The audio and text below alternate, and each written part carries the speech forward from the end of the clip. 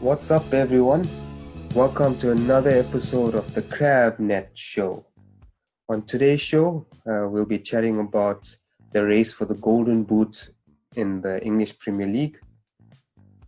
Second segment, we'll talk to the financial fair play model after recent news that Man City has escaped punishment for the accusations made against them. And we'll close out with the FA Cup segment, looking ahead to this weekend's semi-finals between four of the biggest teams in the English Premier League.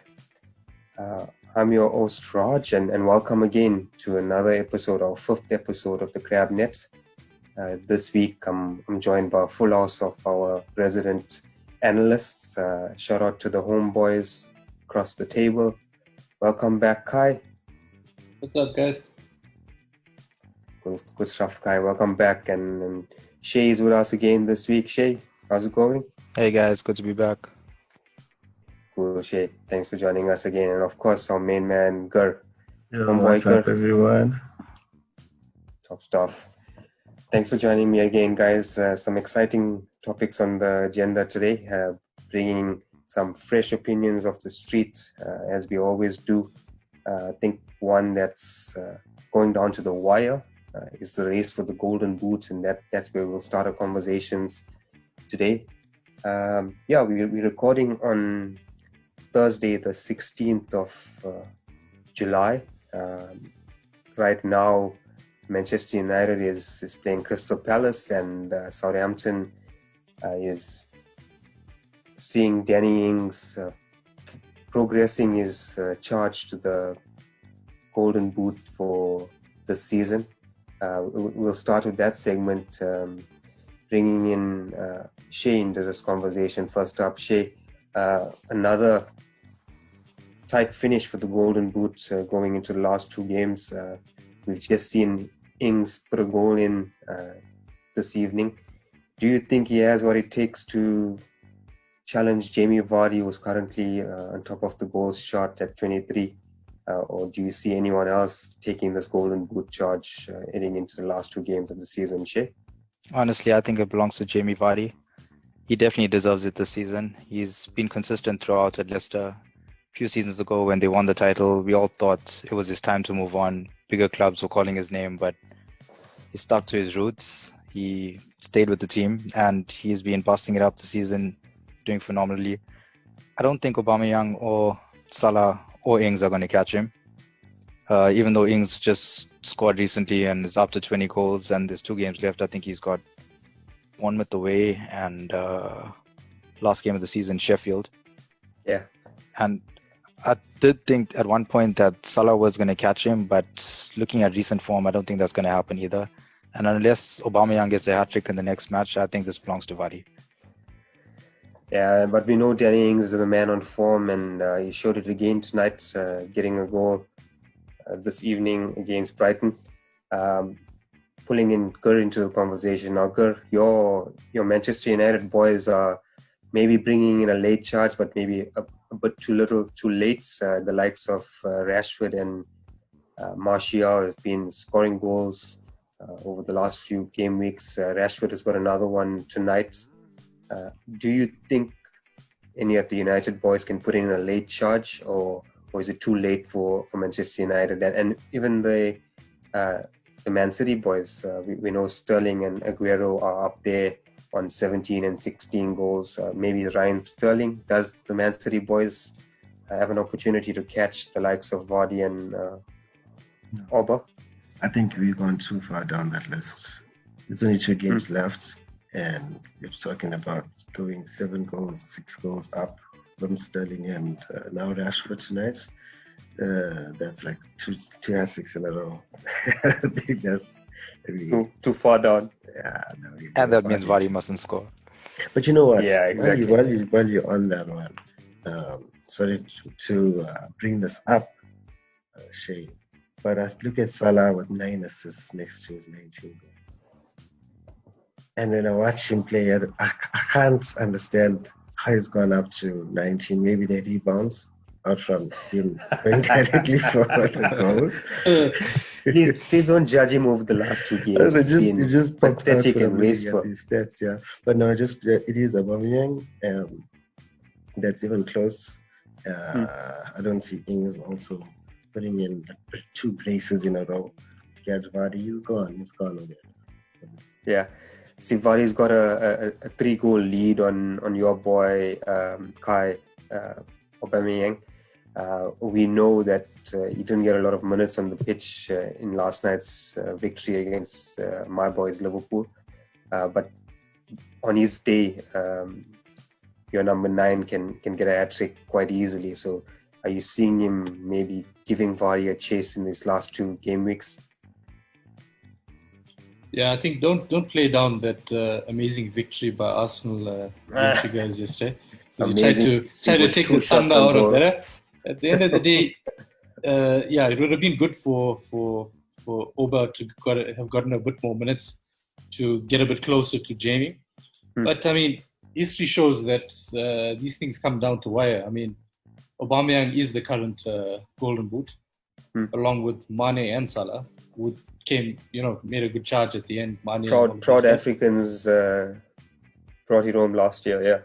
Exactly. So I mean, anything can happen. I mean, it's only 3 goals. Oba's got a good run of fixtures to come. I think it's Villa and Watford. We're not playing very well. So I mean, all it takes is him to score and Vardy not to. So I mean, even if you look at the stats at Oba, I mean, this guy scored over 30 goals in every season at Dortmund, and he's done it again last year. Consistent with you guys as well, eh? Exactly. I mean, last year was his first full season for Arsenal, and he was Golden Boot. So anything can happen with this guy. Yeah, for sure. I mean, Aubameyang has been brilliant since he's joined the Premier League, and you guys in Arsenal, we give you lots of shit about the fact that your team hasn't been challenging for the league, but Aubameyang has been on the Golden Boot for the last 2 seasons, ever since he's joined. But this year, a big surprise package in the top 5, good of someone that I know you really hold in high regard, is Raul Jimenez of Wolves. So maybe to pull you into that opinion, what's your thoughts on Raul Jimenez this season? He's been brilliant for Wolves. They're still challenging for a European spot this season, consistently getting goals for Wolves this season. What's your thoughts on Jimenez and his goal tally this year, 17 at the moment? Brilliant. What a lad. Jimenez, that whole Wolves team, I admire them. Big fans of Wolverhampton. There's so many good players that you can remember coming out from there. Like, I mean, Jimenez and Jota, great combo up front. But then think of Doherty in the team, Moutinho, now we're starting Traore, stars, they deserve what they are getting. They play well as a team, and I hope to see them in the Premier League and sitting in the top half of the table for a long time to come. Yeah, for sure. And Jimenez has shown his clinical as well. Just yesterday, he got another brilliant goal on a half volley. So that Wolves team is dynamic. They'll continue getting goals. So I'm seeing Jimenez maybe taking his tally up to 20 at the end of the season, but not enough to compete for that final Golden Boot. Maybe just going back to Jamie Vardy, we underestimate the consistency and maybe the clinical striker that he is. And shame to pull you into this conversation. I know you have always been a fan of Jamie Vardy from the time that Leicester took the Premiership 4 years ago. Again, 23 goals this season. We know last season he was up there as well, fighting for the Golden Boot. What's your thoughts on Vardy as a goal scorer in the Premier League, leaving his mark on the league over the last few seasons? Shay? So there's many different types of strikers, and obviously the end product you want from your centre forward is goals. That's what Vardy delivers. The great thing about him is that he can shoot from any position. We've seen him strike from outside the box. We've seen him strike when the ball's really awkward with the volleys, the long range hits. He can hit with the left or the right, and he's good in the air. his positioning play and the way he just peels off the last man is what's very impressive. He's very good with his pace and the runs that he makes off the ball. So that extra dynamic, that extra dimension that he brings to the game, instead of just holding the ball up, and like we said about Lewandowski, a good centre forward will bring his midfielders into the game too. But what Vardy brings to the game is his movement into space. I think a team like Leicester, that's what they need, because they're very good on the counter. They hit you direct, and Vardy's just got that lethal finish in front of goal. He's just got even in eye. his 30s, he's still got that speed, eh? Yeah, very impressive speed. I think he wants to establish himself as England's first choice ahead of some other fresh talent that have come through. Ever since the older strikers have now obviously given way to the new guys, and I think he's going to do really well in that England role. Yeah, and England are spoilt for choices in the striker role. And you mentioned Vardy fighting for an England spot. Many of them would have been challenging for a Euro spot if it went ahead this season. But obviously, with the COVID being down, someone like Danny Ings probably missed an opportunity to get into a tournament with England. And Kai, to pull you in just to close out this segment, many English strikers on the top 10, the likes of Vardy, the likes of Ings, but young talent in the likes of Rashford, Sterling, Harry Kane, Tammy Abraham, all within that youthful striker bracket. Who do you see as the top English striker? Not just looking at a goal tally. Obviously, that's Vardy well ahead at the moment. But who do you think would be leading the line for England if the Euros were taking place right now? Yeah, I think, you mentioned some good names there, up-and-coming guys, Abraham, Vardy's pedigree. But I think it has to be Harry Kane.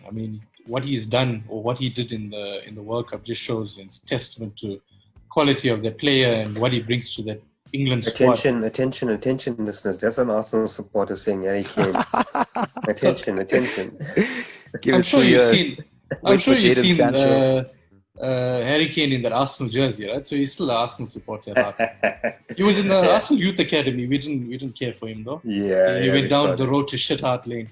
So but I think Harry Kane is definitely the guy for the job.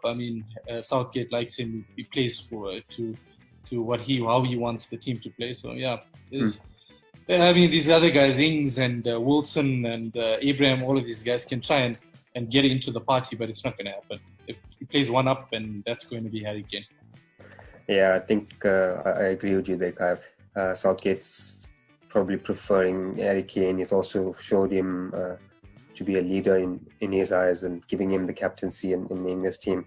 But definitely some big names still in the contest for that Golden Boot, and I do hope that the likes of Aubameyang and Ings push Vardy right till the end. Looking forward to the next 2 game weeks to see this going down to the wire. Yeah, boys, so moving on to the next point of conversation for this week, financial fair play.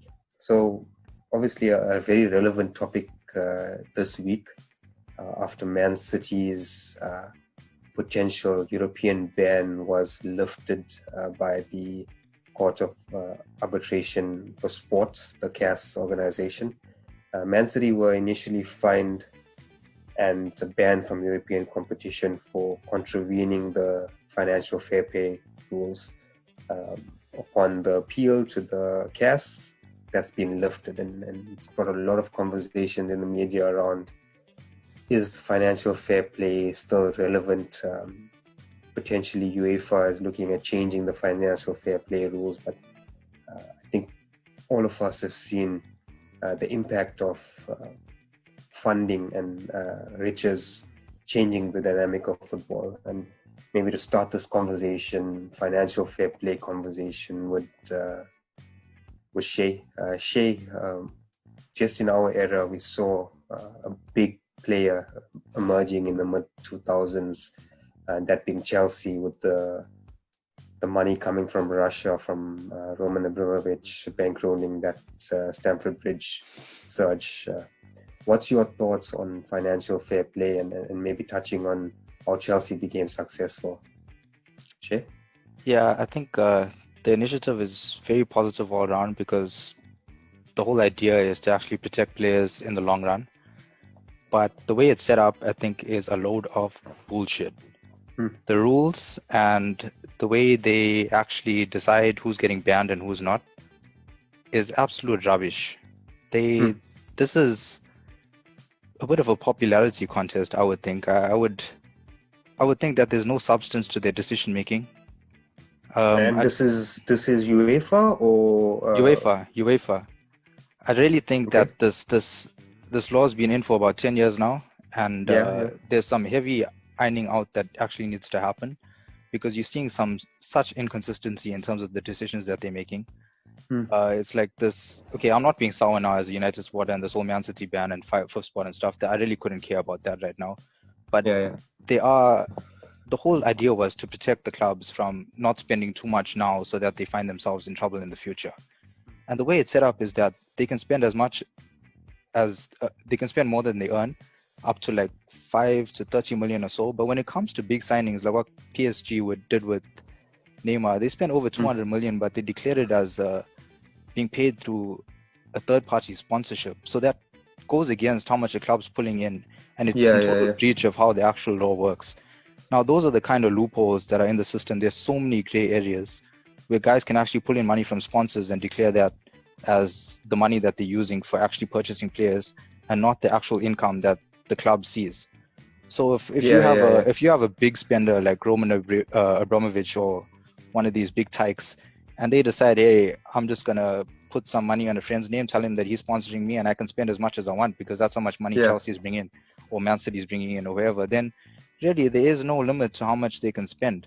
And I think that's a bit stupid. I think it should be capped at a certain amount. If a club brings in this amount of revenue, cap it at 30 million plus whatever the actual limits is, and it must be capped at that. Any more than that should be a breach of the actual regulation. It shouldn't be open to interpretation. Yeah, I like what you said, and I think just this week Jurgen Klopp said something very similar, where he said the Formula One model is a good model to look at in terms of understanding financial fair play. Everyone's limited to what they can do in terms of the Formula One vehicle, and it just shows the driver performance and driver ability, because everyone's working on the same playing field. And Kai, maybe to pull you in, what's your thoughts on financial fair play? Do you think that even a club like Manchester United, who has tremendous amount of sponsorship deals and allows them to pay high amounts of money consistently for players like Pogba and Fernandes, should they be allowed to consistently be spending large amounts of money to stay relevant? Kai? Yeah, so I mean, fundamentally, financial fair play, the objective is good. You're trying to create a sustainable model for all of these clubs, so they don't get into bankruptcy. You don't want to see clubs going into liquidation and all of those things, right? But now you're trying to bring a social. I don't want to get too political about this, but you're trying to get in a social type of structure into a very capitalistic type of environment. At the end of the day, Premier League, La Liga, Bundesliga, all of these guys are competing for TV rights, which means they're competing for money, and they're trying to keep their leagues the strongest. I mean, if you look at the Spanish league, there's only 2 clubs there. I mean, there's even a discrepancy in how the money is actually allocated, right? So, and the same thing goes for the Premier League. The top teams will always have more money compared to the lower ones in a specific league even. And that also doesn't make sense, because everyone's watching the games, and it should actually be spread around equally. But it just shows that the whole system is protecting the richer clubs. They want the likes of the Cities, the PSGs, the Barças. They want them to exist, and the only reason that they want them to exist is because you end up with teams that have stellar players there, and it draws in money, it draws in the viewership to that specific league. So I don't think it's gonna go away. And at the end of the day, these clubs are protected. They're protected by the regulators also. I mean, at the end of the day, City were found guilty for this. Yeah. How do you overturn their ban and give them what did they give them a fine? So Yeah, you're saying 10 that million. so you're saying that they're guilty, but we're going to change the ruling. That doesn't make sense. Inconsistency. It just depends who's ruling on them on the day. It's But- like the court of law almost. But just to give some clarity there, the fine wasn't given to them because they felt they were guilty of contravening financial fair play. The fine was given to them because of the fact that they felt they didn't work with the authorities, being UEFA, to disclose some advice. So just to make sure that we're on the same page. And maybe moving to Gur and Gur, I mean, you've seen the rise of a club like Man City by spending loads of pounds on players and infrastructure and just building this entire monster of a club bankrolled by the Middle East. What's your thoughts on this transformation of a football club by just pure money, and then potentially happening to the likes of Newcastle United, who's got Saudi owners potentially interested in buying this club? What's your thoughts on the rise of a club with finances bankrolled by billionaires? Gur? I like it.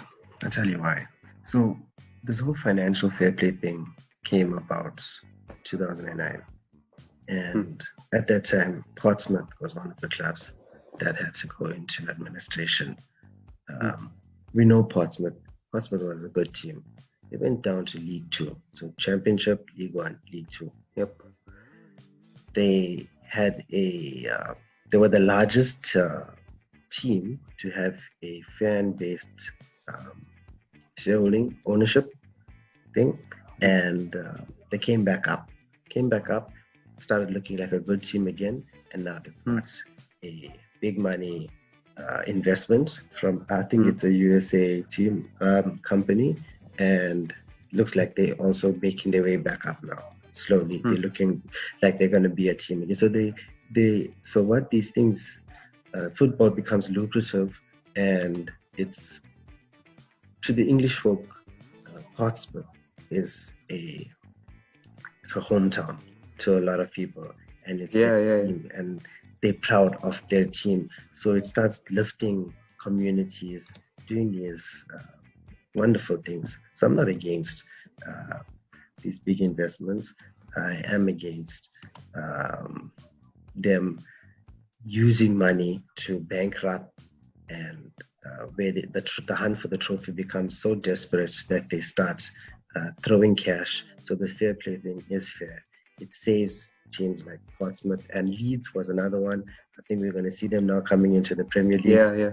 There was another team, that also got knocked through spending more than they could afford. So we need to start putting these rules in place so that teams can survive. So we don't. I'm with you on that, but 10 years ago, did we ever see a player being sold for 100 million euros or 100 million pounds? It was unheard of. Ronaldo was 70 around. Yeah, I think Neymar went for over 200 recently. I think that was. But I mean, you're talking about like so long ago. Yeah, no, I'm talking about that long ago. Yeah, I'm talking about a decade ago. But the point I'm trying to make is how quickly the big spending has actually risen, where these billionaires have not been afraid to break bank, and they're just bringing in big players because they can afford them. And like I mentioned earlier, there's just so many loopholes in terms of your sponsorship deals and your advertising and your marketing as to where the money's coming from. And we've seen a lot of guys get in trouble for it in the past. I'm not too sure what the situation was with Mascherano and Tevez when they came across from wherever it was in South America, but there's a lot of loopholes in the system about how the rules actually work. And I think it just needs to be solidified, put on paper that if you make this much money, this is how much you can spend. If you're a club as big as Portsmouth, you have this budget. As big as United, you have this budget. That's not there yet, and I'd really like to see that. To be honest with you, right, all of these regulations and rules and whatever, they're gonna exist, and they might be flawed. They might have good intentions, but they are going to exist. If I were the cities or the PSGs, and I'm getting around these loopholes or whatever, using consultants, so be it. I mean, you see the same thing on a political level with BE and all of that. As I said, I don't want to get too deep into this. And those guys are getting around it. So if I've got the money to do it, and if I've got the capacity to make my team the best, I'm going to do it, man. I don't care. At the end of the day, this is a capitalist sport. Bravo, yeah, guy. Bravo. I think that's the bottom line. Kai hit the nail on the head there. Money talks, whether it's football, whether it's politics, whether it's getting the chick off the street. If you got the money, you can make it work for you. And the likes of City and PSG have put a lot of money into their football clubs. Maybe one of them will be holding Champions League glory this year to show that money can buy you happiness and success. But financial fair play, a lot more to be done to get more consistency. What Chris said was really nice as well about protecting the smaller clubs. The smaller clubs. I think that's a critical part of it. And maybe in a future segment, we'll be talking about some of those so-called smaller clubs, likes of Leeds coming back into the Premiership. But moving on to the last part of it, away from league football and into cup football, the FA Cup. And we're seeing a big weekend in the FA Cup, semi-finals between four of the best teams in the FA Cup over recent history, that being Arsenal, Man City, Manchester United and Chelsea. We know over recent times that these four clubs have been holding up the FA Cup trophy, and they've always held it in high regard, though the likes of Liverpool and Spurs have tried but never really placed as much emphasis on it. But still a great competition. Talking about the history of it in our modern era, we can't ignore the fact that, Gert, to bring you into this conversation as an impartial supporter, Arsenal are very relevant in this competition. They've the record winners of them, 13 wins. What's your thoughts on Arsenal's modern day history in the FA Cup, the days of Wenger, and the modern day where they've recently held a trophy up in the 2017 season? Good. How do I say this? Arsenal have a soft spot in my heart. I grew up watching my dad. He's an Arsenal fan. So I also get happy when I see Arsenal play. Don't have anything against them. But also at the same time, I don't look at them as big rivals. And their FA Cup achievements are great. But I mean, that's what we end up just talking about for them, 13, I think it is, 13 FA Cup. Yep. They're leading the way, 13 FA Cups. Just want to see, that's like, what the mid-table team focuses on for the season. And think about it, like you go through the season, you drop the European competitions, you drop the Premiership, and then you're like, okay, we're putting all our effort into this. So you're resting players during Premier League games, and you're going to get the cup. But I think they're capable of so much more. Yeah. But without doubt, as much as Gur is taking the piss out of the Gunners, they've been brilliant in this competition. They've, as you said, placed it in high regard, taken it very seriously, and the 13 titles show that. But Man City has also been very consistent over recent time. And last year they demolished, who was it? 5-0 and Watford 6-0. Watford 6-0 in the cup. And Shea, I was actually going to pull you into this one. Man City is playing Arsenal this weekend in the first semi-final this Saturday. What's your thoughts on Man City's rise to FA Cup glory since lifting their first title in 2010 under Roberto Mancini, and their rise in this competition? Shay? Yeah, I was really happy to actually see them win the title last year. Good for football. They've made the the final, I think, 3 times in the past 10 years. So since they actually spent that big money, they've actually backed it up by reaching the final like numerous times. And I think the only anomaly to actually win it has been Wigan in the last decade.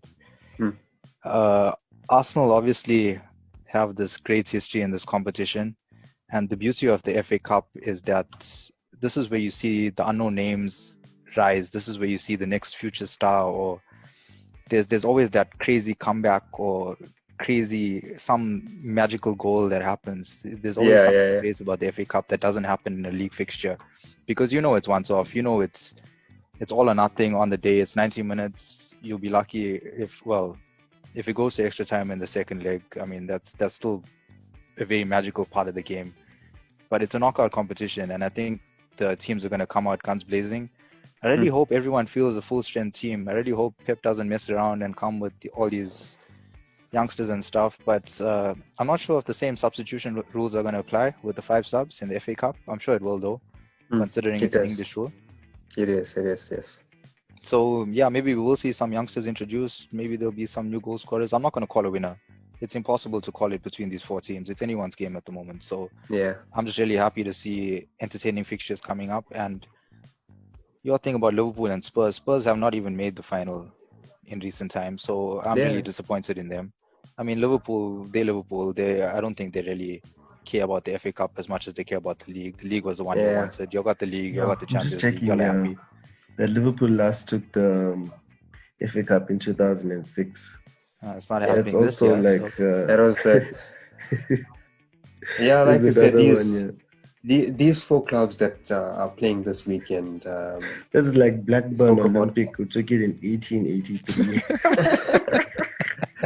and that's why we're restricting the conversation to modern day straight. And I mean, even though we're looking at the lifespan of the FA Cup, we spoke about Arsenal, but Manchester United as well has been very dominant in the 2000s, and they maybe not as dominant in the 2010s. And Kai, to pull you in here as an impartial gunner talking about the Red Devils, the last time they won, it was under Louis van Gaal in 2016, but we know they had numerous rivalries with your boys in the early 2000s. Wenger and Ferguson made the FA Cup quite a statement for many clubs. What's your thoughts on the history of Manchester United and this cup as they go into this weekend's game against Chelsea in the semis? Yeah, I think, I know Saga was laughing about Arsenal and FA Cup and all of these things, but let's have it right. This is the oldest knockout cup tournament in the world. It's a coveted cup within the footballing circles, as well as England itself. People that support the game there know that this is an important cup, and most teams want to win it. It's just a select few that can win it, and it's just a select one that can win it more often than others, and that's Arsenal. We've got 13 titles out of 20 appearances. He asked you about Man United, Khaled. He asked you about United. Listen, I just listen to me. I don't even speak about United. I'm not going to say okay. Listen, Saga, listen. Right. We don't want to listen to you anymore. No one wants to listen to you. So that's talking about Arsenal. Let the man speak about United now. So that's talking about Arsenal. Second is United. So if you guys didn't think that this cup was that important, why are you guys equal in appearances as Arsenal? 20 times also in this in finals in this tournament. So because we're just better than you, so we just make it to the final naturally. And lose because we won it more times than you. Just by the way, 736 teams play the FA Cup every year. So exactly. So this is also another reason in the final. So this is also another reason why this is such a coveted competition in England. It's because any team can come up. So you're talking about financial play, fair play, and those type of regulations trying to uplift teams. These are the cups that actually lift teams in England. A small team like Shrewsbury could have a game at Manchester City and have 60,000 whatever supporters and take the entrance fee for that. So these are the things that actually build these teams, and we should actually exactly. And these are the reasons why we should support this. And like Kerr mentioned in the last segment, I mean, the likes of Portsmouth and Wigan. Portsmouth actually lifted this trophy in 2008 under Harry Yeah, they Redknapp, beat us. beating you guys in the final. So it can give you that cup glory that you'll probably see once in a century for many of these clubs. But the four teams that we spoke about going into this weekend's final, United, Arsenal, and Man City have been consistent. But the most dominant over the last 15 years has been Chelsea, and Chelsea has won it 5 times in the last 15 years. I think they've shown great consistency in this competition. They've delivered titles to their fans. They've delivered cups to managers who maybe didn't take the league, but also complemented league glory with this cup. So my money is actually on Chelsea for this FA Cup this weekend. I think they'll get past your Red Devils, Shea and Gur. I'm not calling it at all. But Chelsea calling are it the underdogs, though. Fresh calling it young across talents. Not this season. Calling it across the boards, impartial to your favorite teams. Kai, who you think is going to take this realistically? Obviously, you know what he's going to say. Do you even have to ask him? Realistically, Kai. Well, listen to me, right? The last time that Arsenal won this thing, we beat City in the semi-final, and we beat Chelsea with the title winners in the final. So anything can happen. My money's still on Arsenal. Shay, who's your money on? I'm backing United all the way, but it's impossible to call. Any one of these four teams are going to, obviously one team's going to take it, but all of them look good. Chelsea being the underdogs, Arsenal look good and they love this competition. Man City are the hot favorites to challenge Liverpool next season. And United's current form, I mean, that's undeniable. They're looking hot. So it's open game. Let's just see what happens. It's just exciting times. Yeah. So you're going for United and Gur on your side. You can't be denying Man City on any given day can put all three of these teams to shame. Come on, really? For real, yeah. I'm going by numbers here, bro. It's like even if you play the horses, you check Who'd you call? I cannot believe that as Arsenal. a United supporter. You're calling Arsenal, all right? We're gonna win this FA Cup. It's impossible to call, guys. It's We're a just tough guessing one. here. It's a guessing game. We had a 25% chance of being right, though. You got a 25% chance for sure. But he's But, increased his probabilities so- based on stats. So We've got two Arsenals, we've got a United, but I think that it's always Man City's to lose, as any trophy is. They've rested a few key players this week as well, so De Bruyne is gonna probably run the show against Arsenal, and if they get past Arsenal this weekend, I think they will lift the cup again. Arsenal beat but- Liverpool, so anything's possible. I mean, anyone can play Liverpool right now and beat us. That's how shit we're playing. We're still hungover, but Liverpool's the champions. That's all But you boys, thank you. It's been another great show. I know the United boys are excited because they've just seen their team take another victory, 2-0 against Crystal Palace. We've been recording whilst watching the game, the second half, and Not proud to challenge for fourth, but we'll take it. some exciting times ahead in the English Premier League and across all of the leagues. So we'll be back bringing fresh new topics to the street, to the podcast, and hit us up on social media if you want to join the conversation or you have any comments. But to my boys, appreciate the time. Hope it was another fun episode for you. Yeah, it was awesome. Cool, man. Thanks. Really enjoyed it. It's great stuff, guys. So yeah, listeners out there, hope you're still enjoying it. Another insightful conversation around the football scene, and as I said, if you're enjoying it, give us a shout out, and maybe we can pull you into some of these discussions, bringing fresh, authentic opinions straight from the streets of South Africa, only here on the Crab Head Show. Have a good one. Speak to you soon. Over and out.